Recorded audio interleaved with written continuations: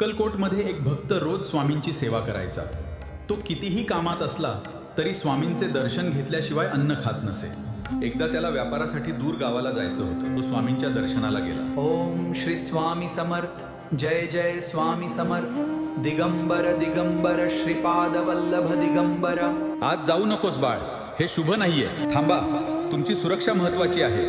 थांबणं योग्य होईल. पण स्वामी मला जावेच लागेल, कारण खूप महत्वाचं काम आहे स्वामी. पण त्या भक्ताला खूप घाई होती. त्याने मनात विचार केला, काम महत्वाचे आहे. परत आल्यावर स्वामींची माफी मागली आणि तो निघून गेला. रात्र झाली. रस्त्यात घनदाट जंगल लागलं. वाचवा मला, कोणीतरी वाचवा. हे दरोडेखोर माझ्या मागे आहेत. मला इथून सुरक्षित बाहेर काढायला कोणीतरी मदत करा, लवकर करा.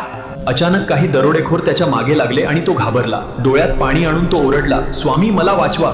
तेवढ्यात एक तेजस्वी साधू तिथे प्रकट झाले. देवाच्या तेजाने दरोडेखोर घाबरले आहेत आणि ते जीव वाचवण्यासाठी जंगलातून पळत सुटले आहेत. आता त्यांना स्वतःच्या पापांची जाणीव झाली आहे.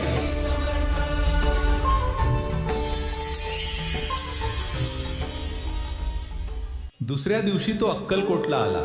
स्वामी फक्त हसत म्हणाले, काय रे, सुखरूप पोहोचलास ना?